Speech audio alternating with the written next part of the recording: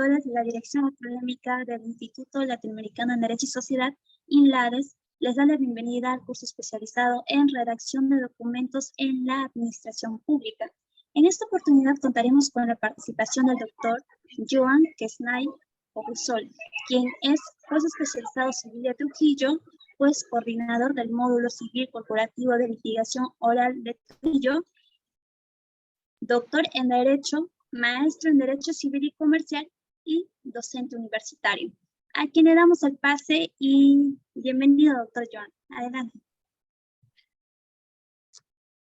Muy buenas noches. Mis primeras palabras son de agradecimiento a INLADES por la invitación efectuada para poder pues intercambiar una serie para compartir principalmente una serie de experiencias que a lo largo del tiempo se han venido obteniendo en la práctica, tanto durante mi paso en el sector privado y en el sector público, tanto a nivel fiscal como actualmente en el Poder Judicial. Dos ideas principales para comprender la presente conferencia. En primer lugar es la ausencia de una norma que regule las comunicaciones escritas a nivel de la administración, o sea, una que venga a ser una suerte de guía para todas. Y ello no debe de significar o no debe ser entendido como que no existan estas normas. Sí existen, pero por parte o son desarrolladas por cada institución, ¿ya? Reitero, no hay una norma o un manual o una directiva que se aplique de manera general para todas las instituciones públicas, pero estas se han venido desarrollando. Por ejemplo, en el Poder Judicial tenemos la Resolución Administrativa 235-2012, PPJ, y, por ejemplo, también encontré en el caso de el Ministerio de Economía y Finanzas, la Resolución Ministerial 439 del año 2018-F/41, que, bueno, a lo largo de la conferencia la vamos a aludir bastante porque es un manual actualizado. Ya existía otro del año 2012 y este pues recoge, miren, 2018, antes de la pandemia, ya recoge temas importantes como los documentos electrónicos, que lo vamos a desarrollar en otra sesión, pero que indudablemente ha conllevado un cambio a nivel de la comunicación. Por un lado, el correo electrónico, que lo reconoce también esta resolución, pero además, sobre todo, el tema del documento electrónico, bueno, aquellos pues que estén ahorita o que hayan tenido una experiencia en el trabajo remoto o que sean usuarios de entidades públicas, pues ahora ya no es tan poco frecuente que las comunicaciones a nivel de la administración pública se produzcan a través de medios electrónicos. Y reitero, eso lo vamos a profundizar. Entonces, pero sobre la base de estos dos textos, además de algunas pautas dogmáticas, teóricas, pues vamos a explicar dos temas medulares. Y tienen que ver con, por un lado, las recomendaciones generales de cómo debe ser la redacción, y por otro lado, ya específicamente sobre los documentos administrativos, la redacción de documentos administrativos. Reitero, estas nuevas manifestaciones, expresiones propias de estos tiempos. La tecnología también ha generado un impacto sobre este tema. Eso es por un lado. Y por otro lado, ¿ya? Como pauta para que ustedes comprendan, reitero, que no existe una norma que regule todas las comunicaciones o genere un marco sobre el cual se desarrollen los manuales de las distintas instituciones públicas. Además de ello, ya entra algo que como destinatario y como remitente también de comunicaciones en la administración pública se debe destacar. Y siempre tiene que ser la claridad en el contenido de aquello que se quiere comunicar. Y esto exige tener siempre presente que es un producto del intelecto que va a ser recibido por otra persona, ¿ya? Entonces, porque a veces hay una constante situación que, por ejemplo, se presenta a nivel del ejercicio de la función y que motiva intercambios con el personal adscrito al juzgado, y es la recomendación cuando uno advierte que no hay una coherencia, no hay una fluidez o una claridad en la idea que está siendo comunicada, siempre exhortarle a que sea consciente que aquello que está redactando no es algo que se va a quedar en el propio despacho, sino que necesariamente va a salir fuera del despacho.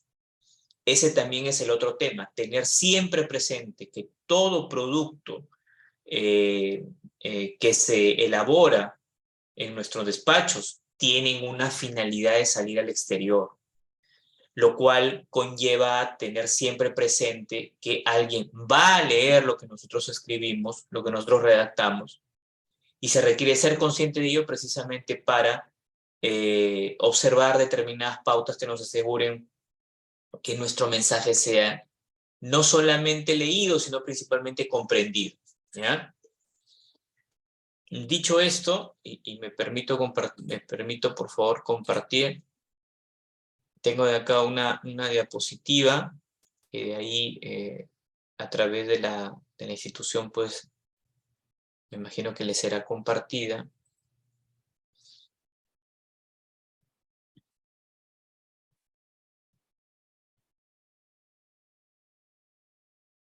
Hay una idea de Alfredo Salazar Luque con la cual yo quiero iniciar la presente conferencia, y es: escribe claro quien piensa claro.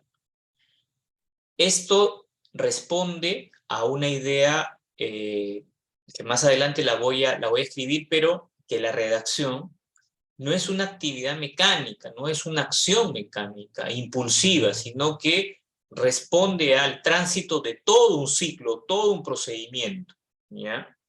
Finalmente uno redacta aquello que uno piensa, y por ello es importante no solamente tener un pensamiento claro de lo que quiere comunicar, sino que además debe tener un plan, ¿ya?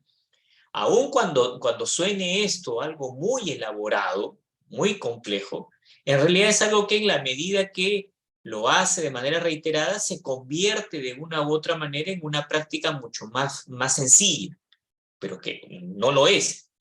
Pero indudablemente que producto de la reiterancia en esa actividad, pues adquirimos precisamente esa expertise para redactar. La semana pasada justo compartí unas reflexiones de este tipo y le hacía la consulta a un asistente de juez. Le preguntaba cómo evaluaba su trabajo, y reconocía pues que le faltaba tiempo y que de una u otra manera consideraba que todavía está en un proceso. Y yo ahí le compartí algo que lo he hecho, y es comparar el trabajo de uno en dos momentos, en un momento actual y en un momento inicial. Y uno cuando hace eso lo que advierte es que hay una evolución, hay una mejora constante. Yo creo que es inherente al ser humano ese espíritu propio de mejora. Y esto indudablemente se aplica para el tema de la redacción, porque la única manera de redactar bien es practicando. Es la única manera, no hay otra. Pero indudablemente que requieres una orientación, requieres conocer ciertas pautas, requieres conocer el contenido tipo de documentos, porque precisamente existe un documento para determinado fin. Ya no es que, por ejemplo, yo puedo utilizar la carta o el informe para cualquier cosa. No, todos responden a una finalidad y además todos tienen un contenido determinado. Entonces, reitero, pero yo teniendo este conocimiento más la puesta en práctica, indudablemente que voy a mejorar en mis habilidades. Y la segunda idea de Martín Alonso es la siguiente. Supuesta la materia prima del temperamento, el estudiante ha de ejecutar un ejercicio tras otro, sin prisa, pero sin pausa. Todas las reglas carecen de utilidad si el alumno no se lanza cuanto antes por los caminos de la redacción, a paso de andadura y de marchas diarias. A escribir se aprende escribiendo, como a jugar jugando. Estas palabras de Martín Alonso hacen alusión precisamente a lo que yo he estado refiriendo, a la necesidad que se dediquen a redactar. Pero indudablemente en estos tiempos tan céleres, de estrés, donde no tenemos mucho tiempo, solemos caer en una tentación, y la tentación es a copiar. Y me refiero a que sobre la base de modelos que uno encuentra, los trata de simplemente adecuar. Entonces copia lo que ya ha hecho otra persona. Creo de por sí que ese comportamiento es algo natural, porque somos sujetos racionales y vemos un incentivo que es mucho más favorable ante otro que sería redactar algo de cero. El problema no está en tomar como modelo o como referencia algo que se haya hecho antes, sino en no poner en tela de juicio o no preguntarse si aquello que va a utilizar uno como modelo está correcto. Y precisamente ese creo que también es un gran problema en el ámbito de la redacción. Yo por mi parte me he encontrado que en los textos o en las redacciones, cuando me he atrevido yo a preguntar, siempre me han dicho, y no sé si ustedes lo habrán escuchado, esta frase cliché que así se hace, así siempre se ha hecho. Y esto indudablemente que lo único que hace es no motivar una mejora en los textos que existen.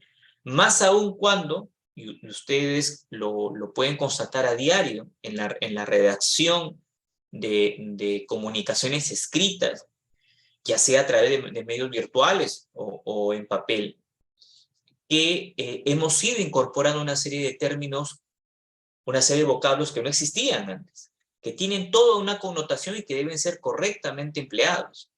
Por ello es que si yo me encuentro un modelo, tengo que preguntarme finalmente si este se ajusta al contexto actual, que reitero, está regido por nueva terminología, nuevas exigencias, incluso nuevos medios de comunicación. Pero indudablemente que esto solamente se logra a través de la puesta en práctica. La puesta en práctica, pero siendo siempre conscientes que esto es resultado de un proceso, ¿ya? Las cuestiones o las preguntas que trataremos de absolver durante la presente sesión es: ¿qué es la redacción administrativa? ¿Qué es un plan de redacción? ¿Cuáles son las características de la buena redacción? ¿Por qué un texto es oscuro, lo cual debemos evitar? Y finalmente, ¿cuáles son los documentos en la administración pública? ¿Ya? La redacción no se trata de un acto cuyo dominio se practique de manera mecánica, sino ese es un proceso de construcción de productos escritos.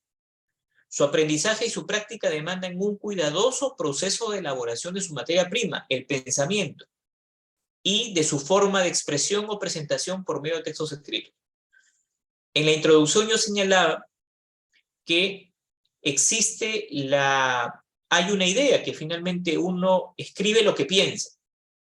Y si uno no tiene un pensamiento coherente, articulado, eso finalmente se va a reflejar al momento de escribir. Por eso, reitero, uno debe de poner en práctica esta habilidad. Tiene que redactar, pero tiene que tener la apertura a recibir críticas si es que efectivamente hay motivos para que nos la haga. En conclusión, hay una estrecha vinculación entre el pensar y escribir. Claro, porque la escritura termina siendo un medio a través del cual yo comunico mi pensamiento. Como decía, la redacción no es una acción mecánica.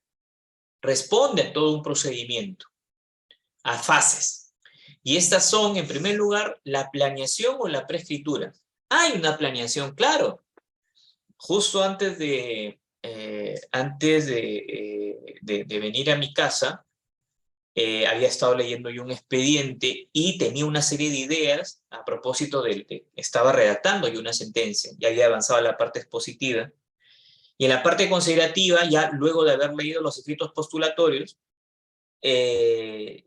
como nos suele suceder, surge una idea que la quiero desarrollar por escrito, ya me imagino que será mañana, y lo que inmediatamente hice es anotarla, para que no se me vaya, porque pues suele pasar, y eso en la redacción de documentos escritos es mucho más frecuente. Les pongo ejemplo. Si a ustedes los llaman el jefe o el responsable a cargo del área, y les pide a ustedes que redacten, por ejemplo, un informe, o redacten un oficio, o redacten una carta, o redacten un memorándum, indudablemente ustedes tienen que llevar alguna libreta para anotar aquello que quiere este funcionario, que ustedes desarrollen y amplíen precisamente en el escrito. Aquí hay que diferenciar. No crean ustedes que les van a hacer ustedes simplemente que transcriban lo que está, que transcriban lo que está dictando el funcionario que va a remitir determinada documentación. No funciona así. Lo que sucede es que en el caso de las secretarias, lo que sucede es que hay una comunicación de ideas que deben de ser desarrolladas por parte de los secretarios. En el caso de los asistentes, por ejemplo, en la administración pública, que hay esa figura, por ejemplo, en el Poder Judicial, en la Fiscalía existen los asistentes, lo mismo sucede.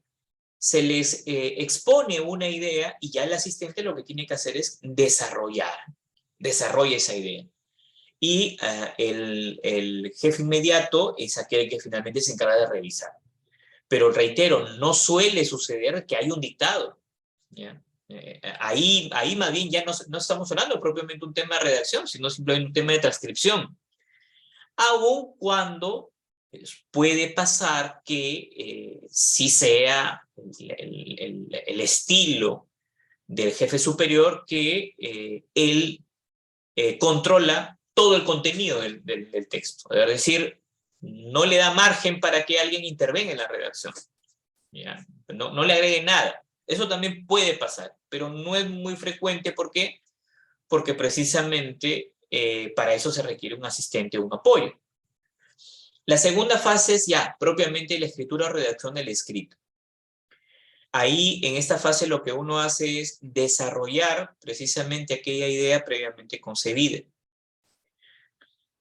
Ya nosotros sabemos pues que por lo general ahora redactamos a través de la computadora.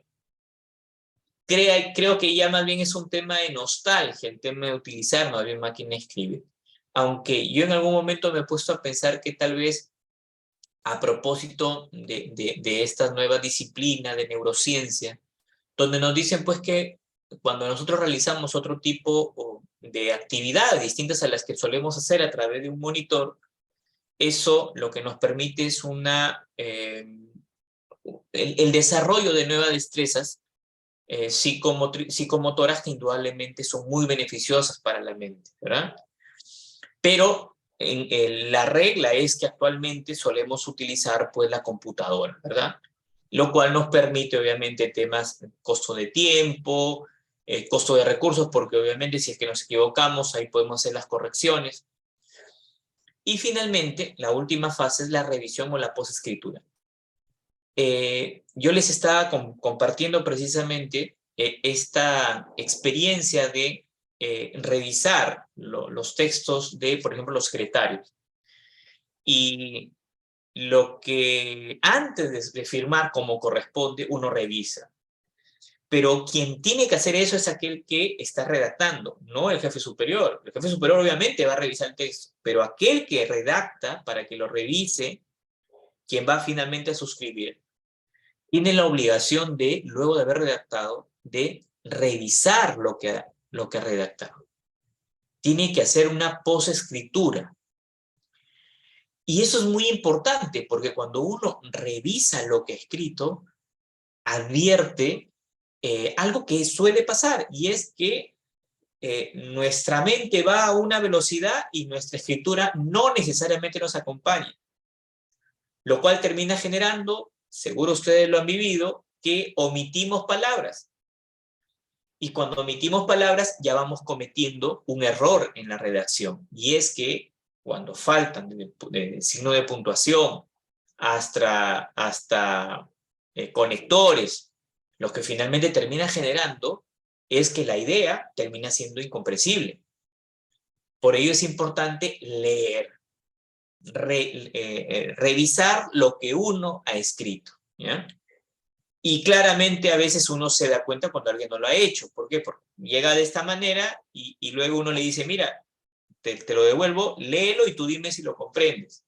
Yo, por ejemplo, no me complico. O sea, yo le devuelvo y le digo, léelo, y si tú lo comprendes, perfecto. Y por la gran mayoría de casos termina siendo que demuestra que no había una revisión del texto. Y terminan reconociendo, sí, doctor, acá faltó esto, faltó lo otro y todo lo demás. Más aún ahora cuando el uso de la computadora nos permite trabajar con plantillas. Yo creo que eso es muy positivo, reitero, es una de las bondades de trabajar con tecnología. Pero hay un gran riesgo en el tema de trabajar con plantillas, que precisamente si es que hay errores en esa plantilla, lo vamos a mantener. Por eso, reitero, es importante revisar lo que uno está escribiendo. Sobre el plan de redacción. Habíamos hablado en la diapositiva anterior que hay una fase de planificación, de una preescritura. Porque queda claro, reitero, no es una actividad mecánica. Yo me pongo a pensar en primer lugar lo que voy a redactar o lo que quiero que el personal de apoyo me redacte. Y en esta actividad precisamente lo que se gesta es un plan de redacción. La redacción de un texto requiere de un orden lógico de las ideas que se pretenden comunicar. En ese sentido necesita de un plan de redacción que permita que permita partir o ir de la idea más general a la idea más específica. Y luego priorizar desde la mayor trascendencia a la menos importante. Acá entra un tema muy interesante. Este plan de redacción es la oportunidad para plasmar una estrategia de comunicación. Y precisamente la estrategia queda desvelada en la diapositiva, en esta diapositiva, porque uno tiene que empezar con la idea relevante. No es algo del punto de vista estratégico de la comunicación, que uno empiece comunicando los temas irrelevantes o accesorios y relegar, para la parte final las ideas centrales. No, porque como yo me estoy comunicando, pero a través de un medio escrito, yo requiero empezar con las ideas centrales, las que yo quiero que queden fijadas en el destinatario de mi mensaje. Y en base a ello, mensajes complementarios de menor relevancia. En ese sentido, el plan de redacción comprende tres fases, tres etapas. La primera es la introducción, la misma que implica la presentación, la idea general reiterativa, la etimología, concepto, definición, descripción, orígenes, antecedentes, causas. La segunda, el desarrollo, características principales, fines u objetivos, descripción por partes, consecuencias, efectos, y finalmente la conclusión, características muy particulares, ideas que se sintetizan, ejemplos, recomendaciones.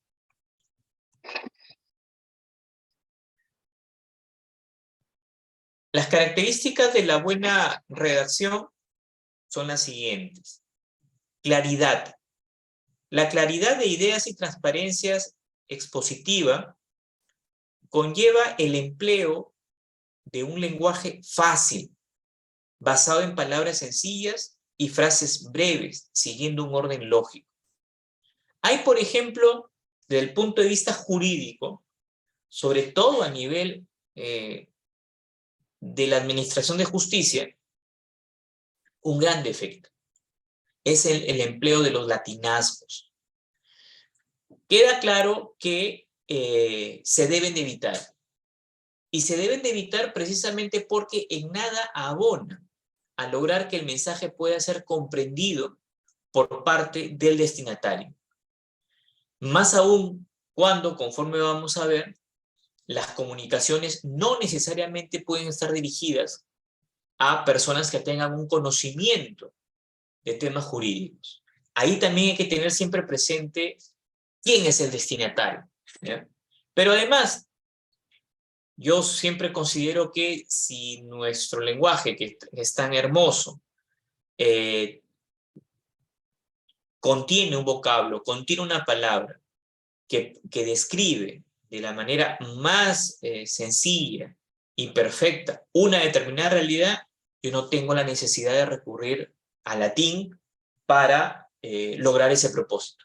Lo único que genero es cargo de manera innecesaria al texto de vocablos que en nada va a abonar a lograr que mi mensaje pueda ser comprendido.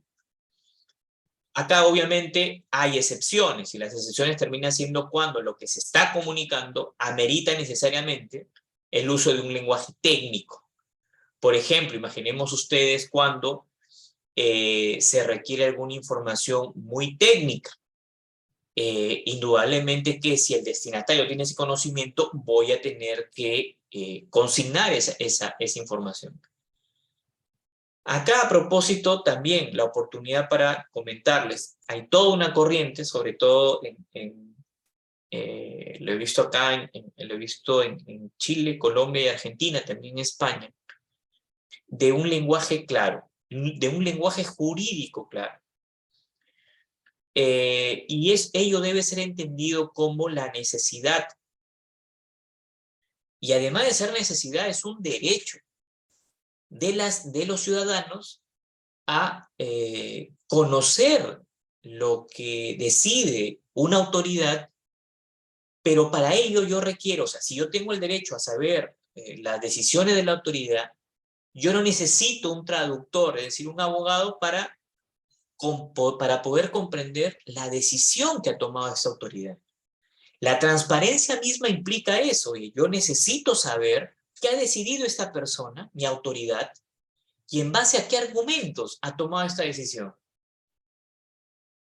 La pregunta es, ¿este derecho que yo tengo a conocer la gestión de mi autoridad, puedo lograrla si es que la manera como se comunica ante la sociedad por escrito no es para nada clara, para nada sencilla, sino más bien está premunida de muchos tecnicismos y de textos muy amplios, muy extensos? Creo que indudablemente que no.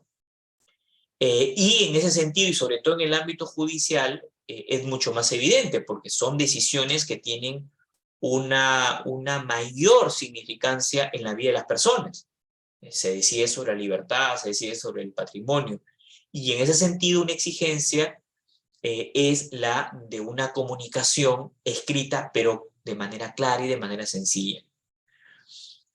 Tomando en cuenta siempre quién es el destinatario. De ahí que a veces se presenta a través de los portales jurídicos, se dice, juez se comunicó, le remitió una carta o le remitió una sentencia explicada con lenguaje sencillo a un niño.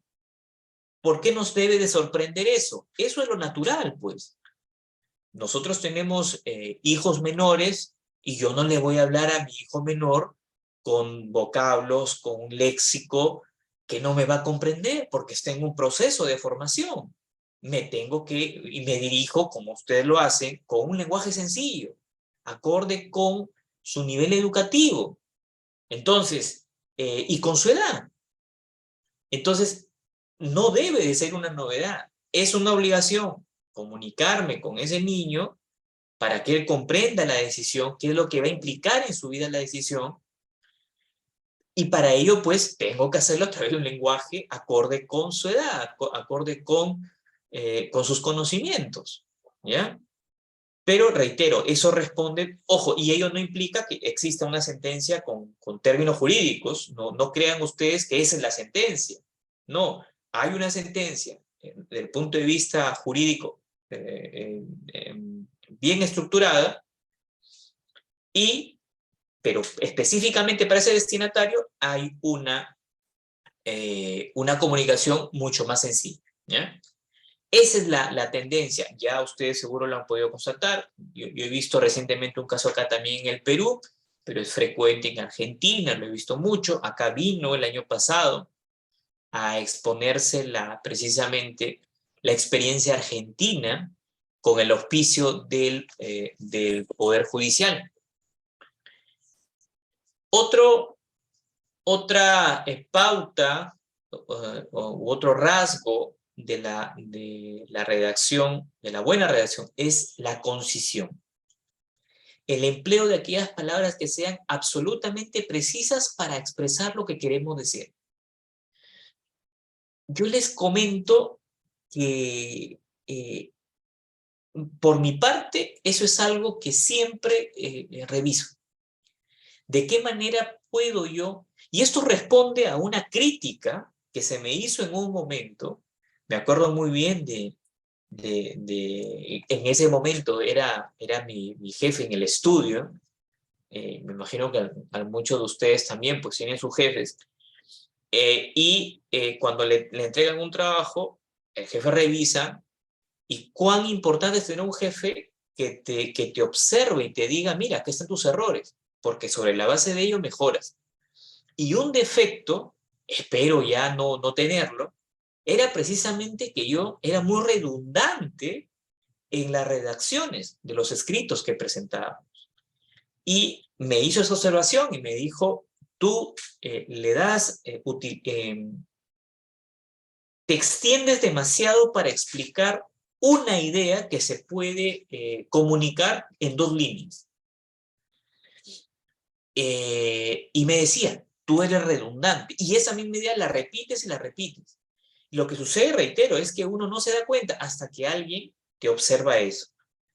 No, obviamente, no hay que tomarlo desde el punto de vista personal. Forma parte de la responsabilidad del superior o el jefe de nosotros. Y en ese sentido, lo que debemos hacer es, cuando revisamos el texto, es de qué manera yo puedo reducir en palabras determinado párrafo sin perder la idea que se está comunicando. Yo les pongo, por ejemplo, otro ejemplo. Les planteo, por ejemplo, otro ejemplo. Cuando se redactan las sentencias, hay una parte expositiva, que es donde uno hace un resumen de las posiciones de ambas partes. Y ahí sucede algo muy interesante, que uno ve demandas o contestaciones de 10 páginas, 15 páginas. Queda claro que si uno transcribe esas 10 y 15 páginas, tenemos sentencias de 50 páginas. Y es algo que nos critica la ciudadanía. Entonces, lo que yo entendí es que uno tiene que hacer el resumen. Y cuando uno se pone a leer esos escritos, de 10 páginas, en realidad, de ideas que ameriten un debate ya en el proceso, no van a pasar de una página. Y eso es lo que termina finalmente fijándose en esta parte introductoria de la sentencia. Entonces, eso se aplica a todo ámbito. Utilizar los términos, los vocablos, las palabras precisas que correspondan a la necesidad de expresar determinada idea. No ser redundantes, no agregar palabras que finalmente incluso puedan generar confusión en el destinatario de nuestra comunicación, precisamente porque le hemos agregado cosas que eran prescindibles.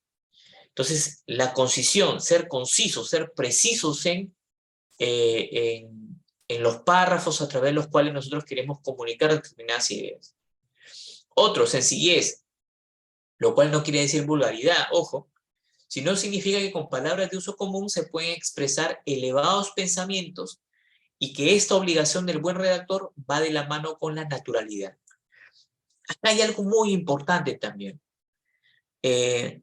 A veces tenemos la idea que con textos muy acabados, con palabras que si bien son sinónimos de otras palabras que suelen ser usadas de manera más recurrente, creemos nosotros que le va a dar, no sé, un mayor nivel a nuestro documento. Y eso no es cierto. Eso no termina siendo cierto. Eso no es cierto. La mejor manera a través de la cual yo logro que mi idea sea fijada en el destinatario es a través de un lenguaje sencillo. Porque me va a permitir precisamente ser concisos y a la vez que mi idea sea clara al momento que sea leída por el destinatario. Ahora, reitero, hay excepciones y esas tienen que ver principalmente cuando estamos hablando de temas que requieren el uso de términos o de tecnicismos que en esos casos indudablemente que no lo podemos evitar. Pero en la medida que lo podamos hacer, lo debemos hacer.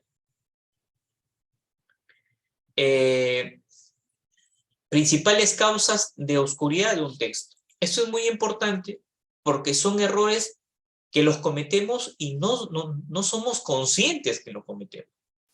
A ver, hay factores relacionados con la selección y el orden del contenido. Es decir, yo antes de ponerme a redactar, ya lo hemos dicho, tengo que yo tener en claro sobre qué asunto voy a comunicar, lo cual requiere que conozca sobre el asunto.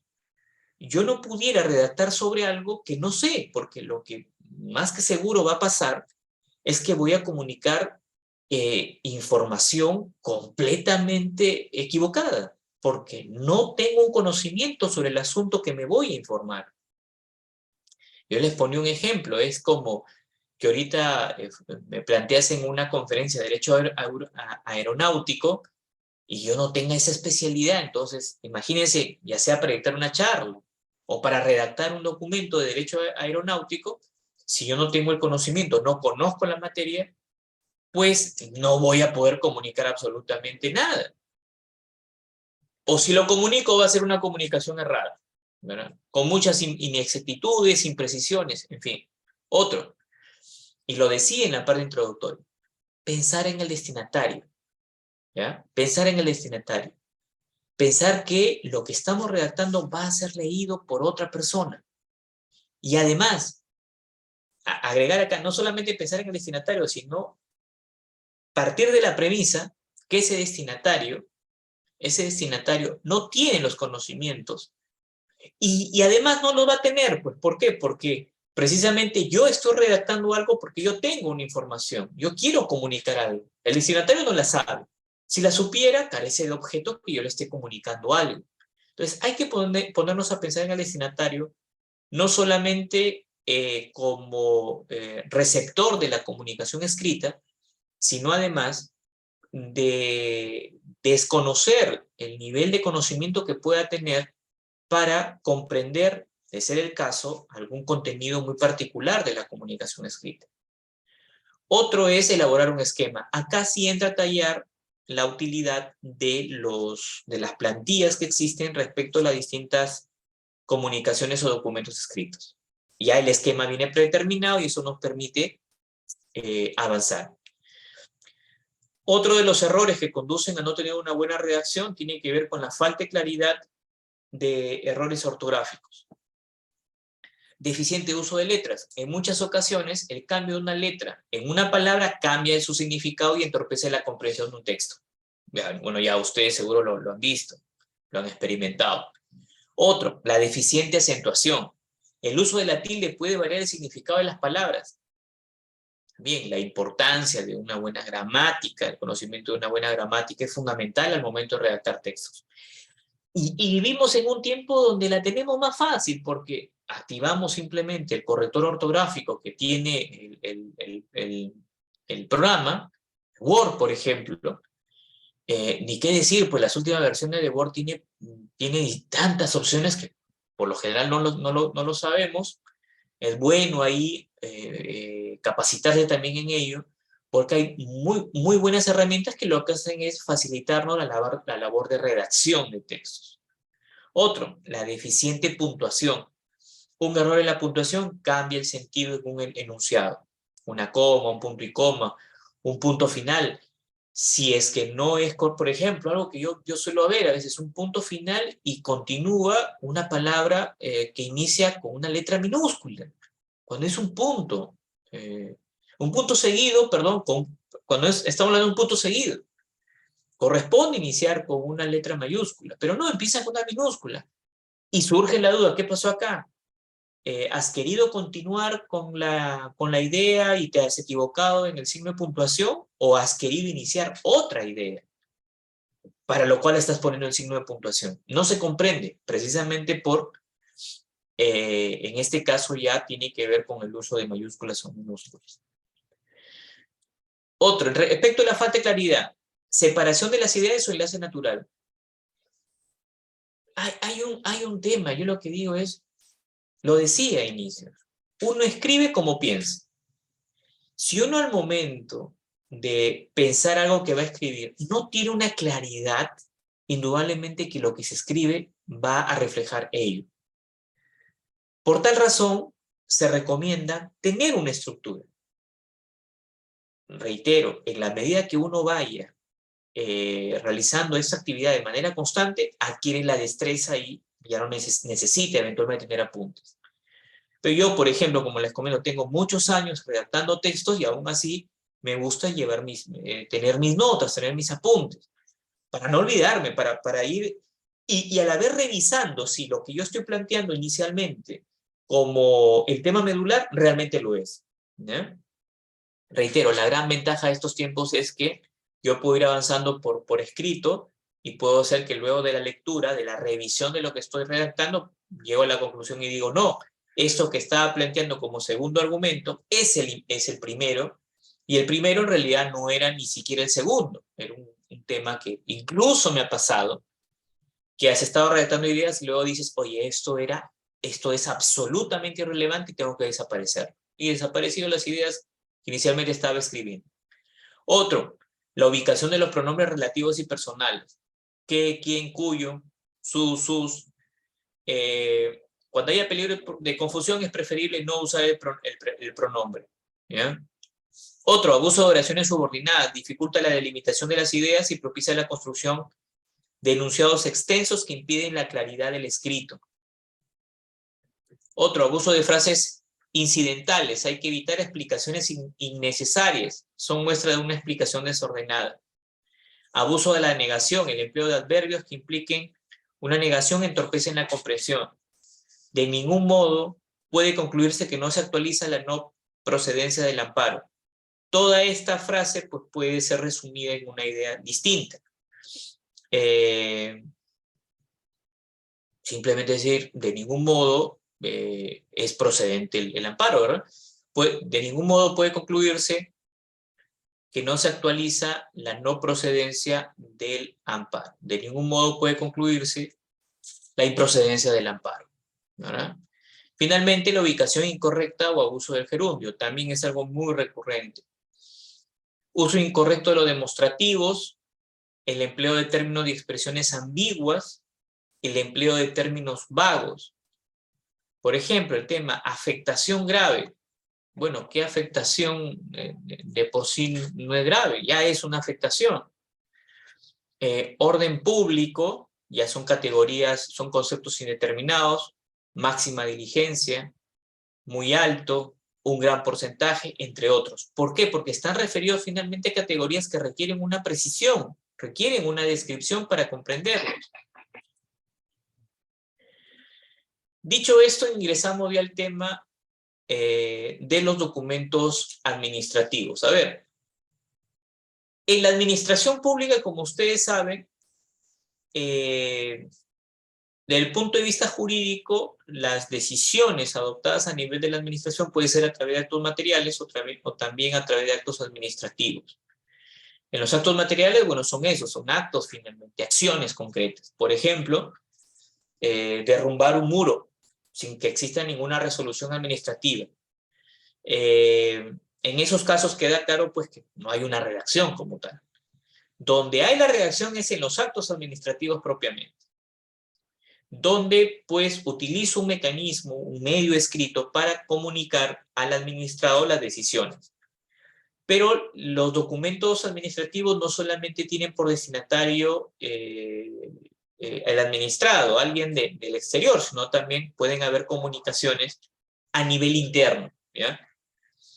En ese sentido, los documentos administrativos son o es la redacción de documentos de carácter formal que intercambian las personas que laboran en empresas o en organizaciones públicas para el cumplimiento de obligaciones y el goce de derechos reconocidos por las leyes y las normas de cada entidad. Un detalle: hablar de documentos administrativos hace referencia no solamente a aquellos que surgen de la administración, sino que pueden emanar de particulares o de otras entidades y que pueden tener como destinatario la propia administración o un particular.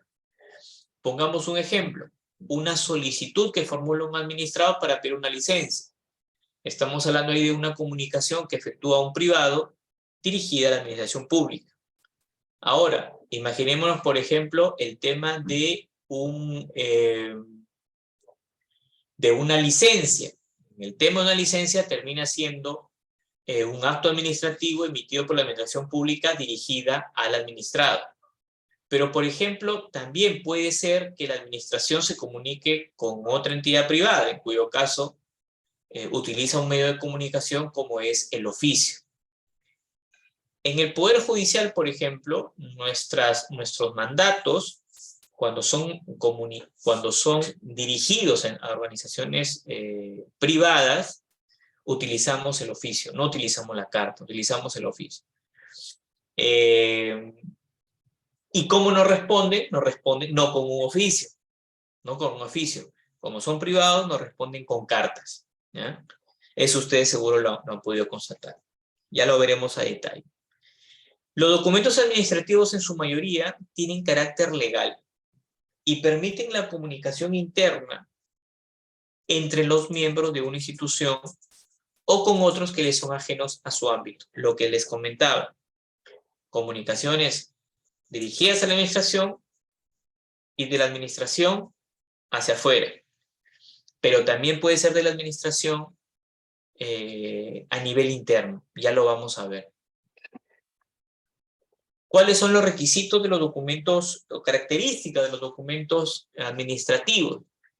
Claridad, en tanto es una expresión de la redacción, pues se le aplica la misma exigencia para hacer una buena redacción. Esto es claridad. El documento debe ser claro e inteligible. Integridad, el documento debe contener y desarrollar todas las ideas referidas al asunto. Por ello, en la medida que estemos hablando de un asunto que tiene muchos aspectos, muchas aristas, hay la recomendación de llevar notas o apuntes para saber precisamente lo que va a ser desarrollado en el documento. Brevedad. Los documentos deben ser breves, las ideas deben transmitirse sin rodeos. Lo que hablábamos de la característica de la concisión, hay que ser concisos. Otro, cortesía. El tono de la redacción debe ser respetuoso y cordial. Acá entra un rasgo propio de la administración, es que las comunicaciones escritas deben de siempre cumplir con el requisito de utilizar un lenguaje muy amigable, no conflictivo, no muy a la defensiva. No, porque precisamente es una manera como me estoy comunicando, ¿ya? Entonces, siempre tenerlo presente, la cortesía en la redacción, evitar utilizar frases que eventualmente puedan tener una connotación de agresividad por parte del remitente hacia el destinatario, en tono de emplazamientos, en tono de requerimientos. Siempre debe ser todo redactado bajo ese tipo de lenguaje, un lenguaje amigable, cortés. Otra característica es la corrección. El documento no debe presentar errores ortográficos ni vicios de redacción. En el caso de aquellas personas pues, que son asistentes, que son secretarios, siempre tener presente que aún cuando va a haber la identificación de quién ha redactado a través de las iniciales, finalmente siempre hay que tener en cuenta que el que asume plena responsabilidad del contenido es aquel que va a suscribir. Reitero, lo cual no exime de responsabilidad a aquellos que han redactado y además que van a ser plenamente identificables. Otra característica es la formalidad. Todos los textos administrativos deben persuadir o inducir a la acción. Todos, ¿ya? Todos. Siempre hay una comunicación para generar algún tipo de efecto.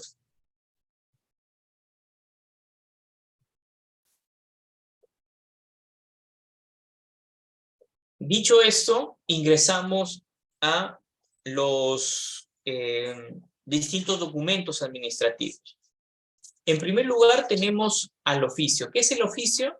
Es un documento de carácter oficial que trata asuntos públicos entre autoridades de instituciones estatales, particulares o sociales.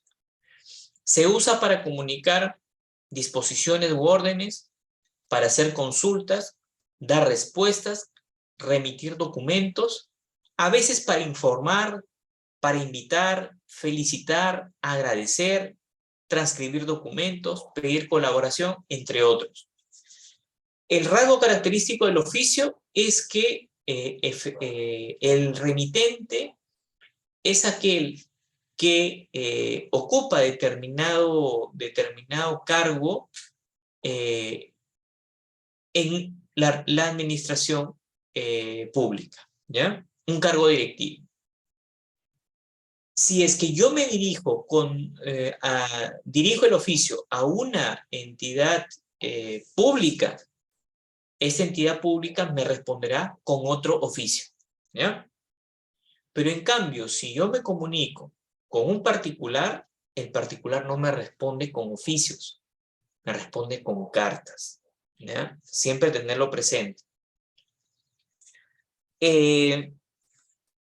A propósito de ello, la resolución ministerial 439-2018-EF, que como les comentaba, esta norma aprueba el manual para la elaboración de comunicaciones escritas en el Ministerio de Economía y Finanzas, el MEF, nos ofrece una definición también sobre el oficio, y permítame compartirlas. Dice, documento de circulación externa, miren, oficio, documento de circulación externa, emitido por los órganos del MEF para comunicarse con otras entidades u órganos públicos, privados o personas naturales, con la finalidad de comunicar, coordinar acciones, informar, remitir documentos, invitar, consultar, solicitar información, dar respuesta a consultas planteadas por terceros o que expresen la opinión institucional frente a terceros, emitir agradecimientos, entre otros, ¿ya?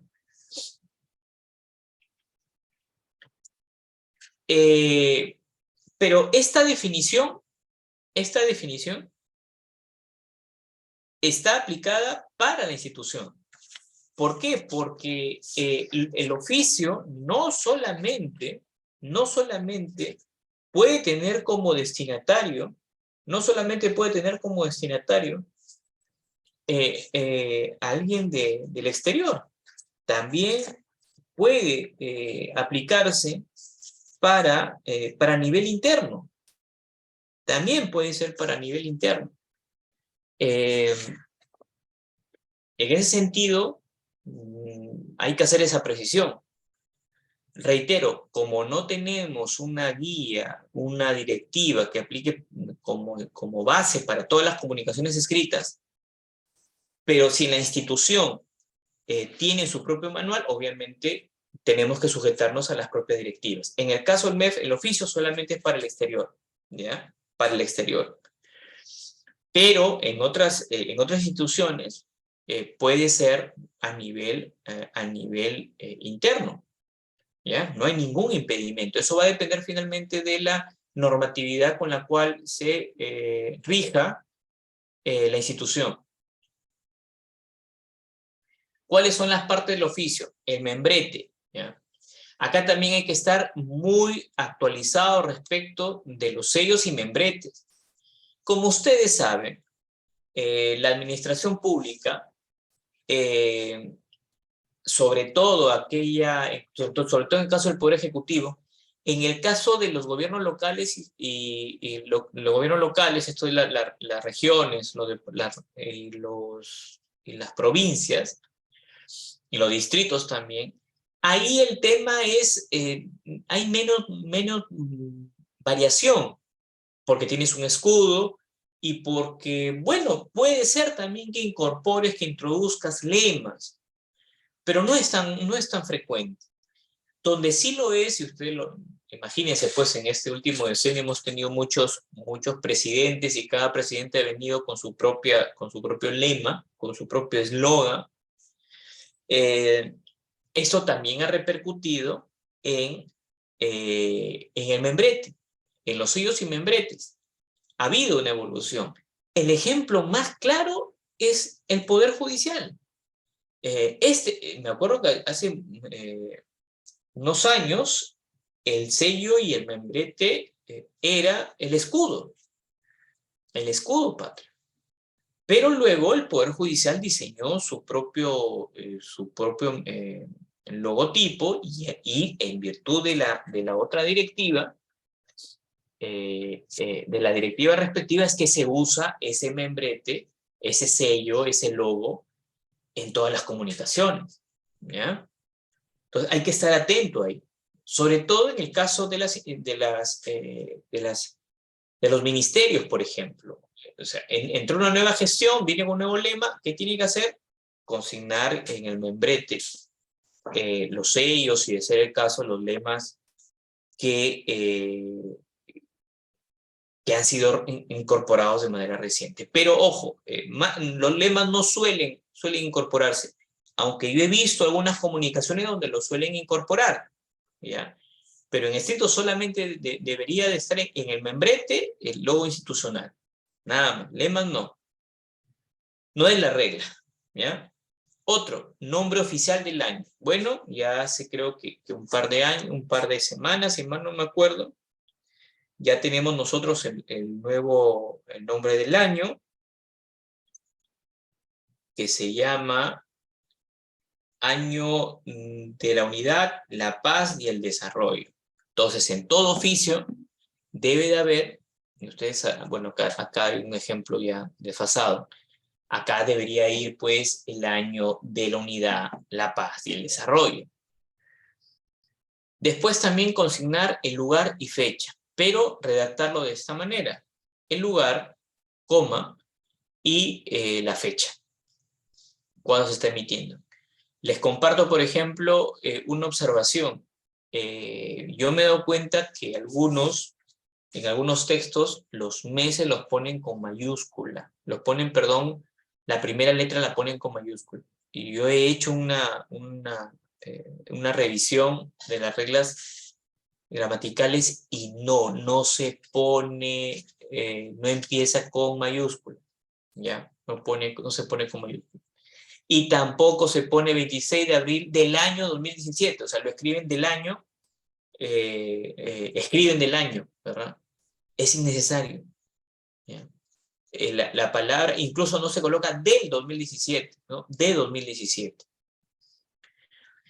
Hay un código de identificación, eso lo vamos a ver también, la importancia de la clasificación y la identificación de documentos. Hay el destinatario, se consigna en primer lugar el género, señor, señora, señorita. Respecto, ya, obviamente, el nombre completo del destinatario, con una precisión. Nosotros, a nivel profesional, tenemos grados académicos y también abreviaturas de nuestra profesión. Grado académico, licenciado, perdón, bachiller, licenciado, magíster, doctor y PhD, que es filosofal doctoral, algo así, o sea, que es un doctorado en filosofía, ¿ya? Para no ser más precisos, un doctorado en filosofía, que también es un grado académico. En algunos casos se consigna el grado académico, magíster, licenciado, bachiller. Y en otros casos se consigna la abreviatura de la profesión, ¿ya? Por ejemplo, matemático, arquitecto, ingeniero, el ING punto, ¿verdad? Eso es opcional, ¿ya? Eso es opcional. Ahí es facultativo, se pueden utilizar cualquiera de ambos, ¿ya? Y finalmente, luego el nombre completo del destinatario se coloca el cargo, ¿ya? El cargo. ¿Por qué es importante el tema de consignar el cargo? Porque no necesariamente la persona a la cual nosotros nos estamos dirigiendo pueda mantenerse o estar desempeñando al momento de que se recibe la comunicación, puede estar desempeñando ese cargo. Puede ser. Entonces, imagínense pues que yo envío la comunicación y ya no es, por ejemplo, gerente. ¿Quieres comunicarte con...? Y genera una confusión porque dice ya, oye, ¿quieres comunicarte con Andrés Jaramillo Palomino? Y pone gerente. Ya, Andrés sigue trabajando, pero ya no es gerente. Entonces, ¿qué hago? ¿Le envío a Andrés en su actual cargo o se lo envío como gerente? La regla es, se le va a enviar al área en la cual se ha consignado que la persona destinataria está desempeñando el cargo. De manera tal que, aun cuando ya no esté desempeñando la persona que ha sido identificada, llegará al lugar y será recibida por su reemplazo, ¿ya? Entonces ahí entra lo importante. Surge una pregunta, ¿y qué pasa si es que yo desconozco quién es el gerente general? ¿Ya? Imaginemos que yo desconozco. ¿Qué se pone? Lo que suele consignarse ahí es el nombre del destinatario, de la institución. Por ejemplo, señores Telefónica del Perú, por ejemplo, ¿verdad? Señores Telefónica del Perú. Y el área, del área, para saber precisamente que me estoy dirigiendo específicamente al área de reclamos, al área de mantenimiento, entre otros aspectos. Otro, el asunto. El asunto viene a ser una descripción concisa del contenido del documento. Descripción concisa, ¿ya? Por ejemplo, en lo que ustedes están visualizando, ¿cuál es el asunto? Sobre el proyecto de contrato y sustento de los cambios propuestos. Allá. Sé que este documento trata sobre eso. ¿Y qué me va a permitir? Me va a permitir una adecuada clasificación de los documentos. Aun cuando vamos a ver que las clasificaciones de documentos pueden variar. puede estar en función al tipo de documento o puede estar en función a la temática. Lo vamos a ver. O, perdón, dentro del documento, dentro de determinado grupo de documentos, también puede ser clasificado por el tema o puede ser clasificado por la numeración. ¿Ya? La referencia. Ese es un elemento opcional. ¿Ya? Pero si es la respuesta a algo, es pertinente que sea utilizado, que sea consignado. Otro, el texto.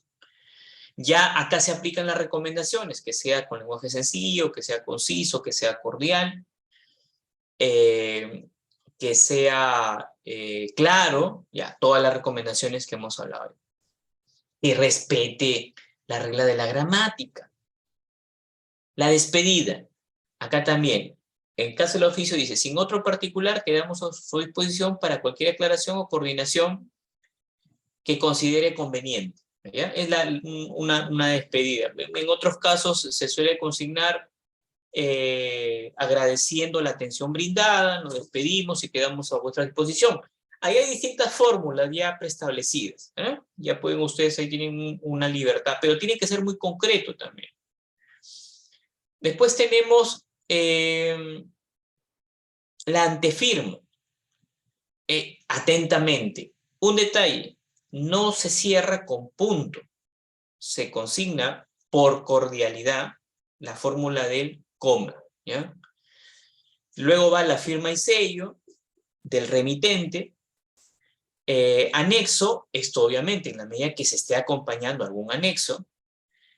Copias, esto es que queremos que además esta comunicación vaya a otra área y no propiamente estamos hablando del oficio múltiple, ojo. Y finalmente en el pie de página se consignan las iniciales del responsable y de quien digitó, ¿ya?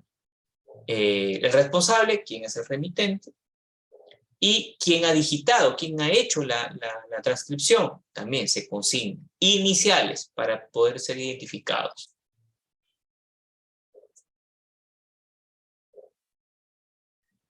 Después tenemos la solicitud, perdón. Hay otro documento que es recurrente en la administración, que es el oficio circular. El oficio circular es el documento que bajo el mismo número y con idéntico contenido se remite en forma simultánea a varios destinatarios de un mismo nivel jerárquico o nivel superior al del remitente. ¿Ya? En este caso, viene a ser el oficio múltiple, el presente del mismo contenido con una característica que diferencia del oficio normal, y es los destinatarios. Son más de un destinatario, ¿ya? Por eso se llama oficio circular, o también se conoce como oficio múltiple, ¿ya? La solicitud es un documento por medio del cual se pide el goce de un derecho, beneficio o servicio que se considera que puede ser atendido.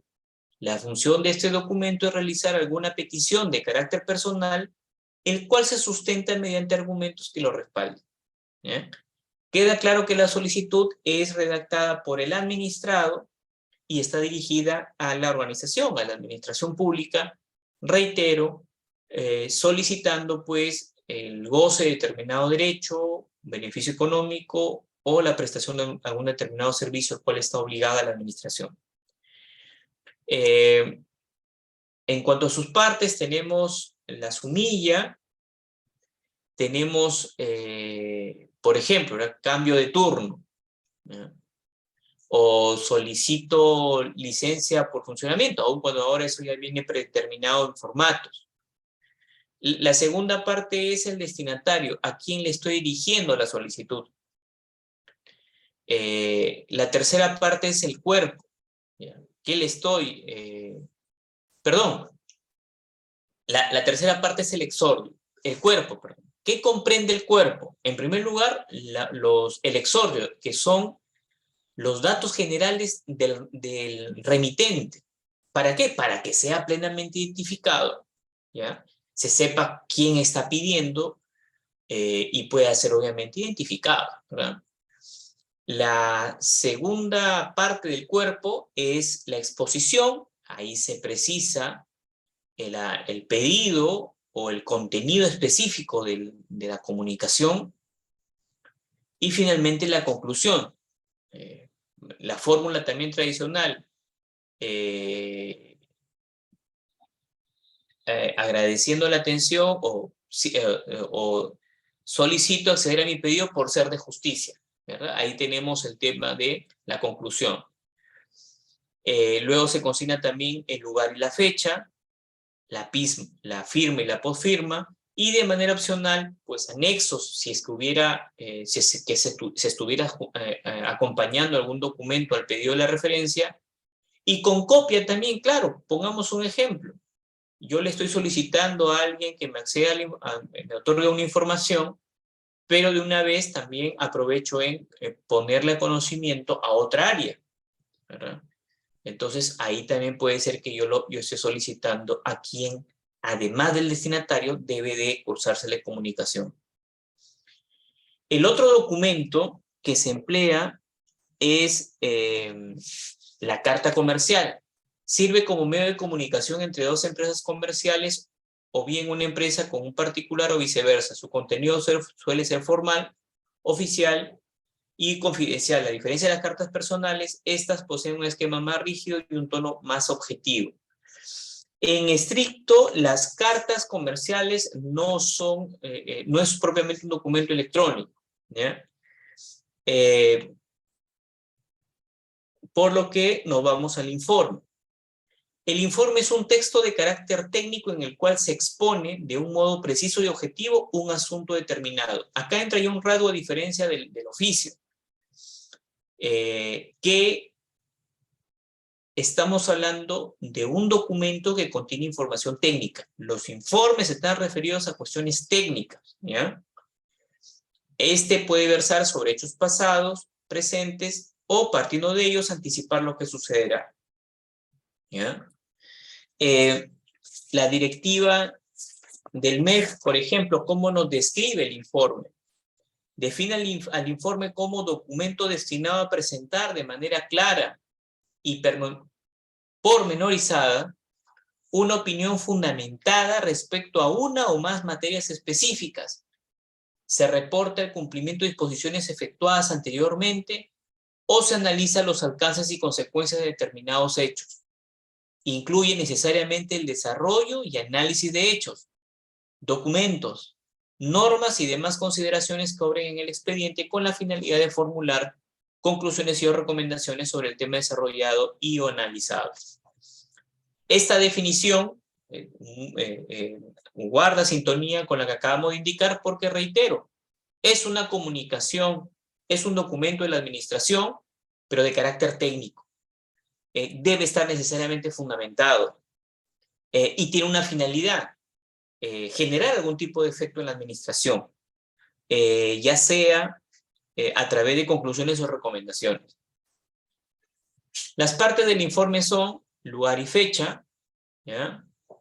El número del informe, el destinatario, el remitente, el asunto, el cuerpo, ¿ya? La conclusión, las recomendaciones y la firma. Adviertan como rasgo relevante en materia del informe el hecho que debe necesariamente estar referida sobre una cuestión que requiere un conocimiento especializado, que se pone a conocimiento, que se informa sobre una cuestión muy técnica, ¿ya? Pongamos un ejemplo muy puntual de lo que sucede en el Poder Judicial cuando se pierde un expediente. Sale la resolución y ¿qué se dispone? A hacer la investigación. Y el procedimiento establece que los responsables de la custodia del expediente, que suele ser el asistente y además el secretario, deben elaborar un informe. Entonces, ¿qué redactan en ese informe? Pues redactan desde un punto de vista técnico, donde se identificó que había sido el último movimiento del expediente, entre otros datos, ¿ya? Después tenemos el memorando o memorando. Es un documento escrito que es menos formal que la carta y se utiliza para el intercambio de información entre áreas de una empresa con el objetivo de dar a conocer información diversa como recomendaciones, instrucciones, disposiciones. La directiva del MEF señala, dice, es un documento de circulación interna, ¿ya? En eso coincide con la definición que acabo de indicar, a fin de comunicar aspectos técnicos o administrativos de su competencia y que tiene por objeto formalizar o impulsar acciones específicas, como realizar pedidos, solicitar o remitir información, dar cuenta de gestiones específicas, entre otros, ¿ya? Por ejemplo, lo que sucede es que con el tema del memorándum, y a mí me pasó esta experiencia, en la administración pública, el memorándum tiene una finalidad muy determinada, ¿ya? Y cuando la comunica el superior jerárquico, genera una percepción de ser, o es interpretada como una sanción, ¿ya? Como una sanción. Yo me acuerdo que cuando emití un memorándum y comuniqué al personal, porque criterios, observaciones y algunas malas prácticas, yo las comunico por escrito a través de memorándum. Y me reclamaron, me dijeron, ¿por qué nos han enviado un memorándum si es que lo único que nos está indicando tiene que ver con errores con criterios que yo les estaba informando a través de memorándum y además recomendaciones les hacía? Y ellos interpretaron, obviamente los secretarios, interpretaron como que yo los estaba sancionando, que ese memorándum iba a ir a su legajo, pero acorde con con la definición que, por ejemplo, nos ofrece en este caso la directiva del MEF, debemos entenderla simplemente como una comunicación muy concreta y puntual, esperando una actuación también determinada. Las partes del memorándum son el número del memorándum, el nombre del destinatario, el nombre del remitente, la fecha, el asunto. Debe ser un escrito breve, por eso le decía, no es ni un memorándum, no es ni un informe, no es ni un oficio. La diferencia del memorándum es que hace alguna conclusión o recomendación y tiene un contenido específico y está dirigido a obtener una acción concreta del destinatario, ¿ya? Por ejemplo, cuando el memorándum sí es utilizado como medio para informar sobre alguna infracción y por ende la sanción, ahí sí, es categórico, es muy concreto. También existe el memorándum circular. Dice, memorándum que bajo el mismo número y con idéntico contenido es dirigido simultáneamente a más de un órgano de igual o menor jerarquía. El memo se envía para abajo. El oficio circular, ¿para dónde se envía? Para arriba, ¿ya? De igual jerarquía o para arriba. El memorándum no. Para personal de igual o menor jerarquía orgánica o funcional que el remitente. Finalmente, dos documentos adicionales. El proveído. El proveído también es un documento administrativo generado por un órgano o una unidad orgánica que deriva, conduce o remite el expediente por un flujo determinado, impulsando su trámite o información solicitada, debe ser breve y contener en el mensaje la recomendación del caso.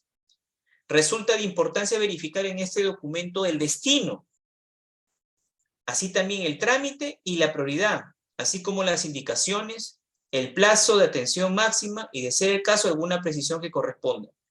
¿A quién es dirigida? El proveído es dirigido al funcionario a cargo de un órgano o unidad orgánica hacia los órganos y unidades orgánicas jerárquicamente dependientes y el personal dependiente. El proveído debe tener estos datos. ¿Por qué es importante? Porque a mí me ha pasado que yo he visto que simplemente dice comuníquese, ponen una firma y la fecha, pero surge la duda. El proveído es para dirigir un documento que ha sido recibido y que uno considera que no es el destinatario, pues tiene que identificar a quién en realidad debería ser ese destinatario. Que ha habido un error, la típica, cuando yo hago un pedido a una determinada área y esa área me dice, mira, este tema, de acuerdo a la estructura orgánica, nuestro MOF, nuestro ROF, nuestro TUPA, no lo resuelvo yo, lo resuelve otra área, pero no te lo voy a devolver, lo voy a derivar, y para eso hace el proveído, ¿ya? Imaginemos, por ejemplo, con el tema de aquellas áreas que trabajan en cuestiones legales. Cuando han recibido un documento, ejemplo, una demanda, y ellos no son los competentes, sino, por ejemplo, la Procuraduría o la oficina, principalmente la Procuraduría, pues lo que tiene que hacer es proveerlo, pero tiene que proveerlo indicando lo que justo hemos mencionado, la prioridad. Oye, este es un tema, por ejemplo, de un arbitraje, y ya los plazos están corriendo, un tema muy urgente. Además, tengo que indicar quién es el destinatario. Correcto. Esto corresponde a la Procuraduría. Entonces, se identifica proveer para la Procuraduría, entre otros datos conforme lo hemos mencionado. Y finalmente, otro documento es el correo electrónico. ¿Por qué el correo electrónico se ha convertido en los últimos tiempos en un documento? Porque es la manera más eficiente como ahora nos comunicamos. Más aún, luego de producida la pandemia, luego de iniciar la pandemia, y yo me acuerdo que llegó un momento donde teníamos pánico de coger documentos, papeles. Hubo una etapa, un momento en el cual ignorábamos completamente cómo era el virus y no queríamos manipular. Yo creo que en ese periodo el uso del correo electrónico se incrementó. En la institución pasó algo muy particular, y es que pese a que había correo institucional, muchos trabajadores nunca habían abierto sus cuentas de correo institucional, correo electrónico institucional. Nunca, así les digo. Obviamente esto cambió, y yo creo que la tragedia de la pandemia nos dio la oportunidad de mejorar al menos en ese tema. ¿Por qué? Porque es una comunicación mucho más fluida y además que genera constancia y acusa de recibo. Yo tengo la constancia que yo te envié el correo indicándote, por ejemplo, la convocatoria a una junta o eventualmente que te puse a conocimiento información relevante.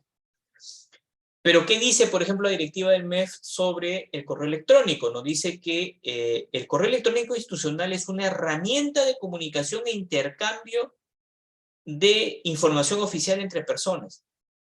No es una herramienta de difusión indiscriminada de información, con la excepción de las listas de interés establecidas por las instituciones para estos fines. Es de acceso público, siempre que se trate de información institucional de naturaleza pública, no así los correos electrónicos que contengan información de carácter secreto reservada confidencial. De esta definición podemos extraer rasgos muy importantes.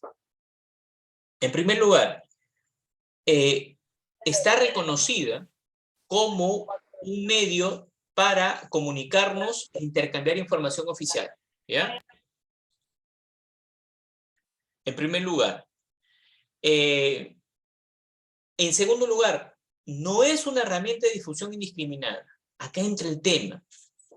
El correo electrónico no es, al menos en la administración pública, no es un medio, por ejemplo, para estar circulando cadenas de oraciones, cadenas de ofrecimiento de determinados productos, de índole particular. No, es una herramienta institucional. ¿Ya? Es una herramienta institucional. Tiene que ser empleada para los fines institucionales, no personales. No personales. De ahí que, ustedes seguro lo han visto, cuando se recibe correos que provienen de instituciones públicas, ahí aparece en la parte final una serie de políticas respecto del uso del correo electrónico. Entonces hay que tomar en cuenta, ¿por qué? Porque un uso inadecuado puede conllevar responsabilidad administrativa, ¿ya? En ese sentido, la propia organización, la propia entidad, puede establecer excepciones. Puede decir, mira, la regla es que es el medio para comunicarnos, obviamente temas institucionales. No puedes utilizarlo para otros temas, salvo esta lista, por ejemplo.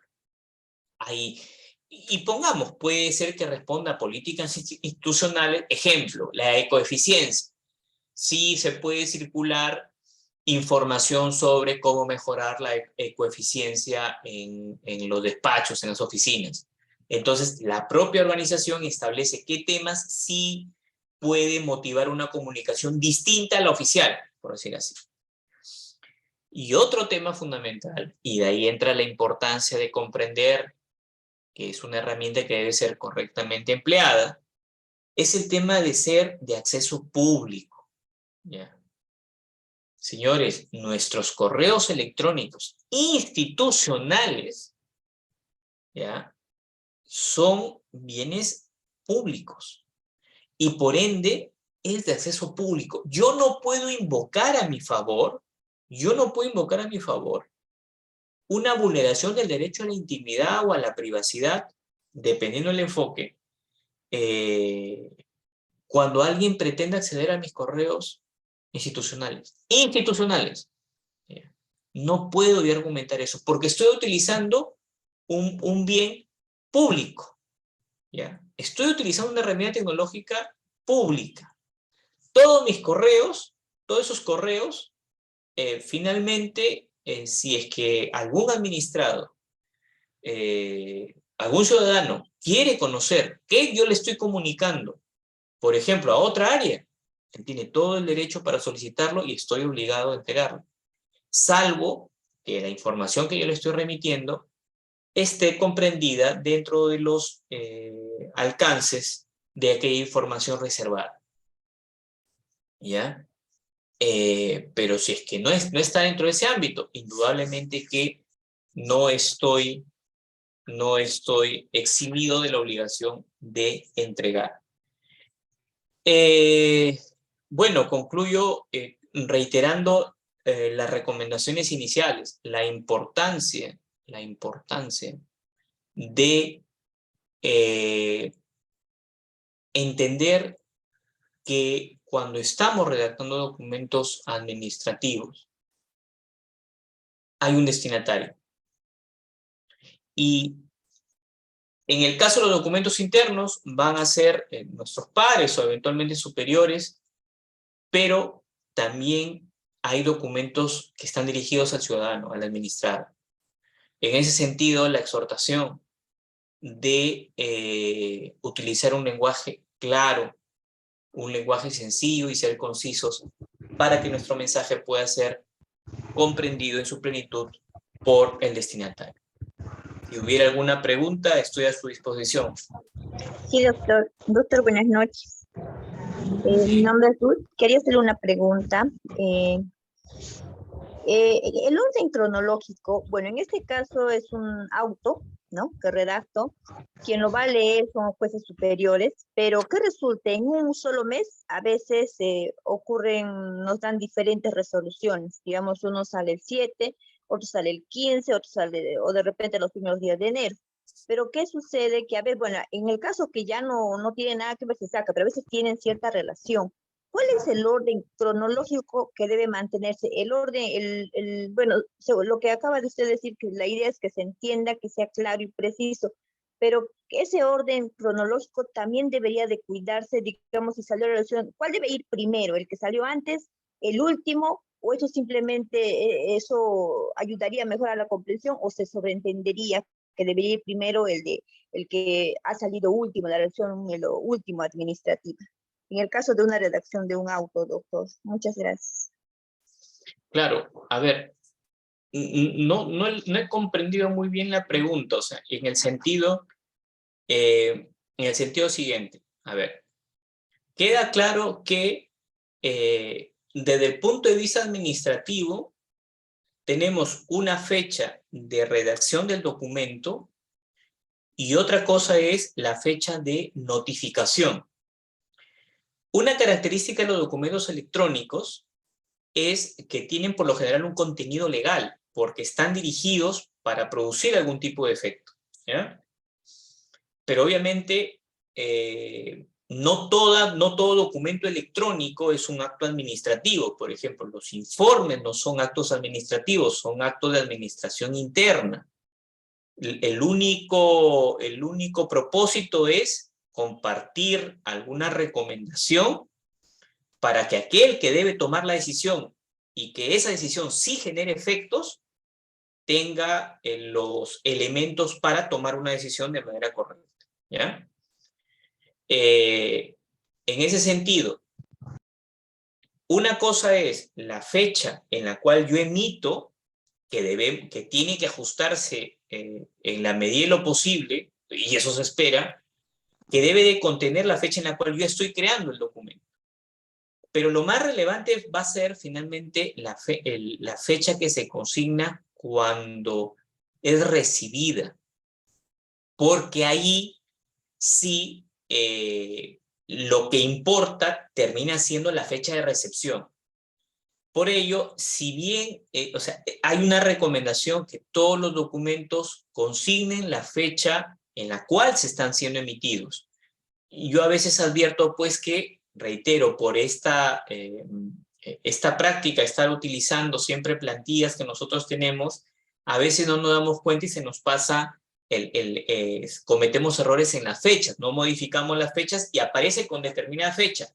Pero en realidad yo creo que ese error incluso no afecta, no vicia el documento, porque lo importante va a ser cuándo se recibe.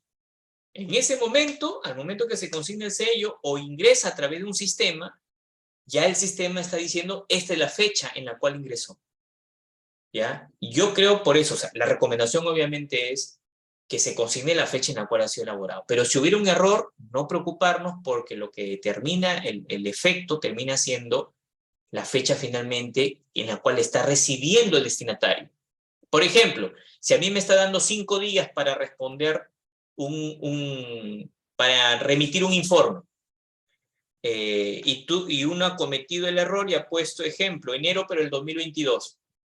Entonces, si ahorita me llega el documento y yo me guío por la fecha de creación, yo diría, oye, ya pasó el plazo.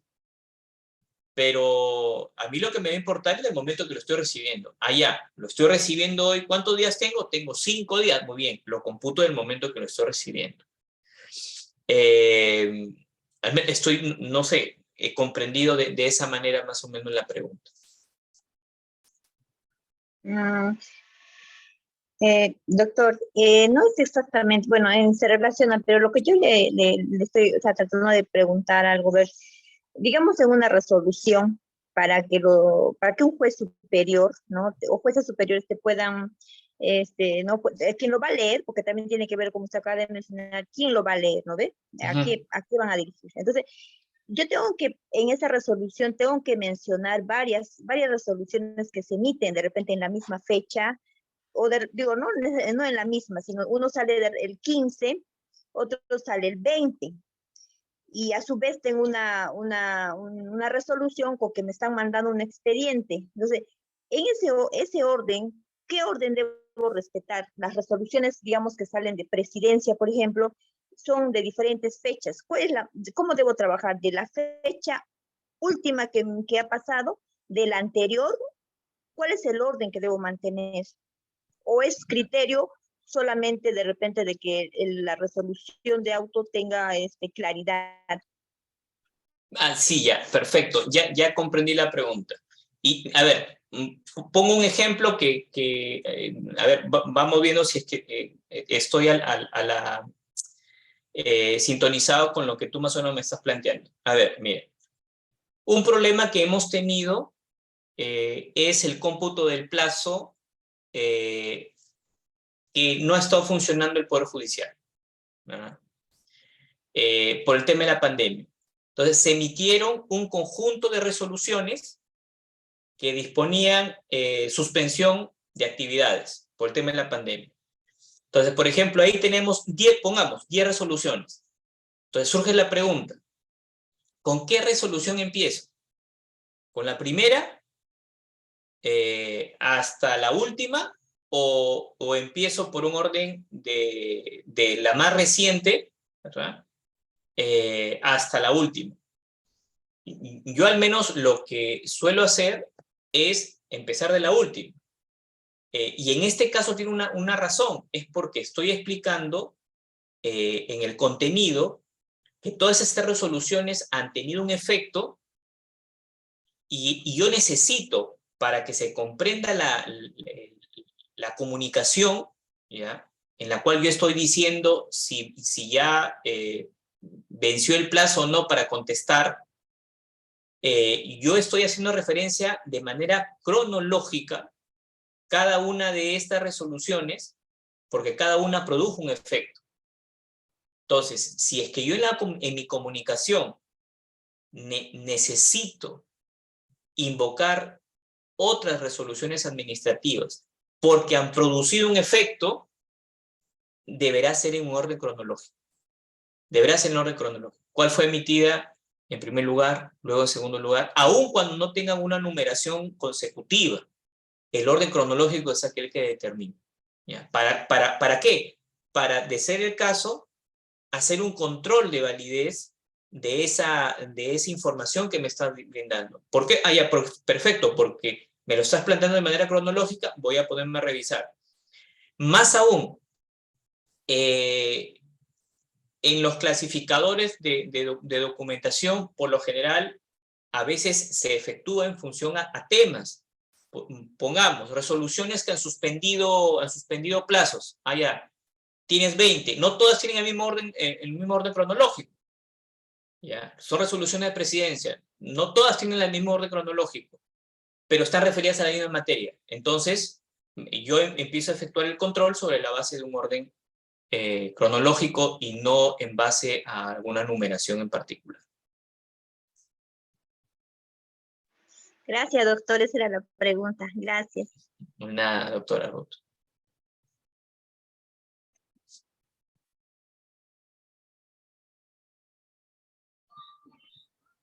Doctor, buenas noches.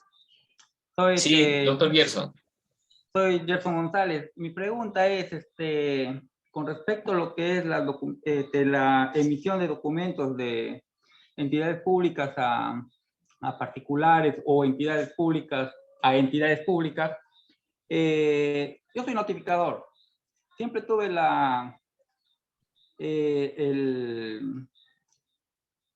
al momento de llevar ciertos documentos, como usted mismo ha dicho, ¿no? Que hay un funcionario que ya no labora, pero sí están poniendo el nombre de la entidad o el cargo, ¿ya? Pero hay entidades públicas que ya no, porque ya no labora ese funcionario en ese puesto o en ese cargo, ya no lo quieren recepcionar.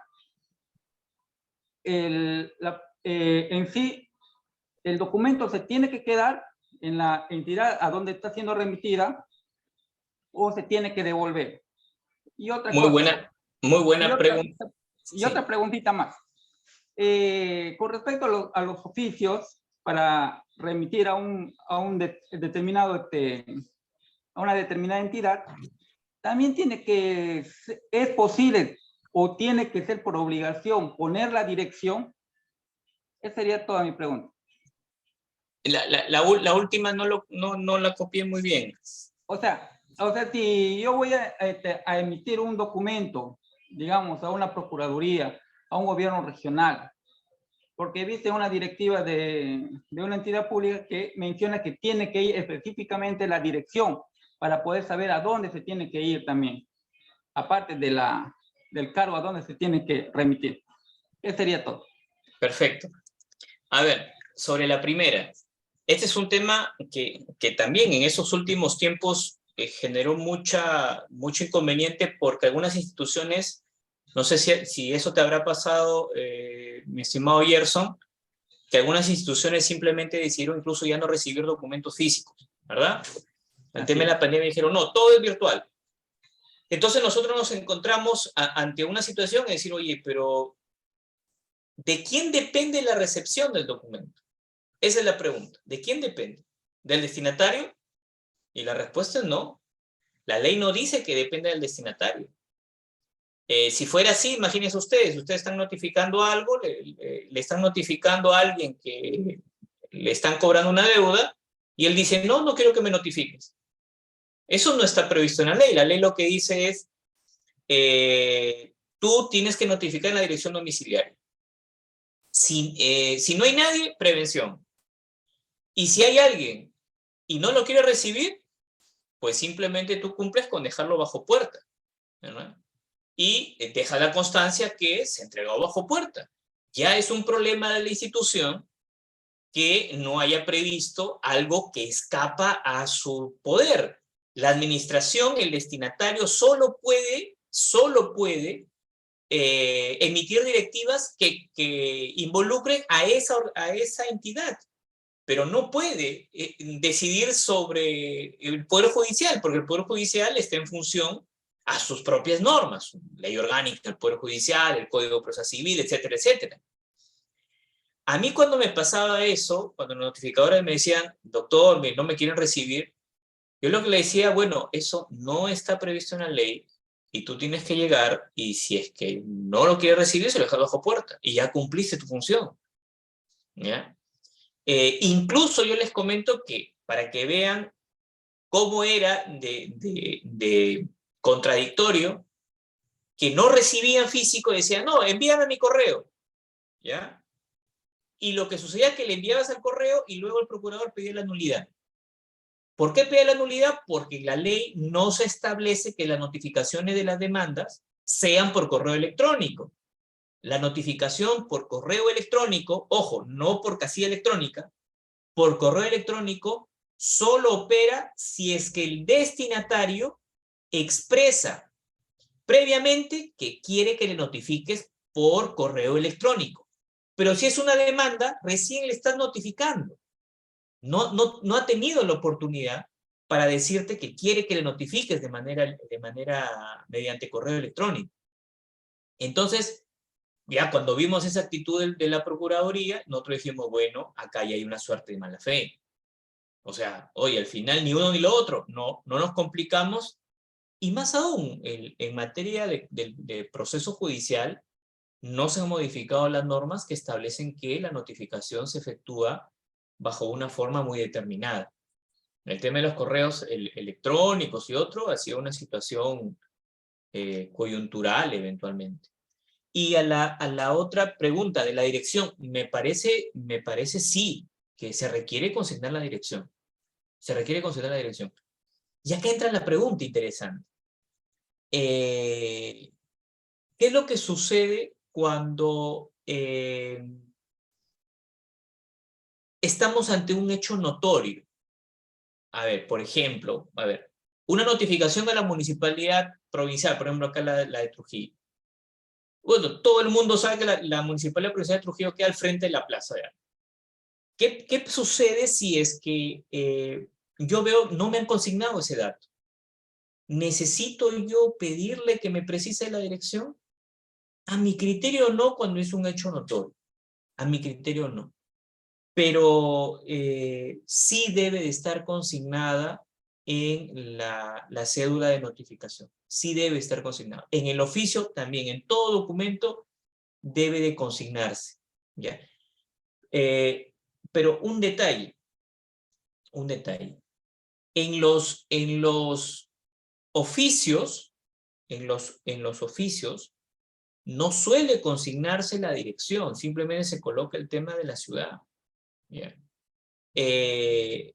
Pero sí se requiere precisar de todas maneras, en el oficio no, por favor, no confundan. En el oficio no va, pero sí tiene que ir necesariamente en la cédula para que el notificador sepa dónde tiene que dejar el oficio, ahí sí. ¿Ya? Ahí sí se tiene que consignar ese dato.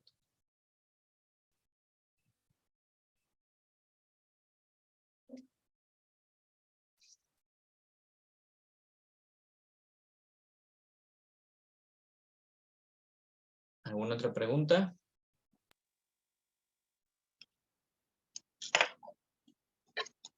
Doctor, creo que no hay más preguntas.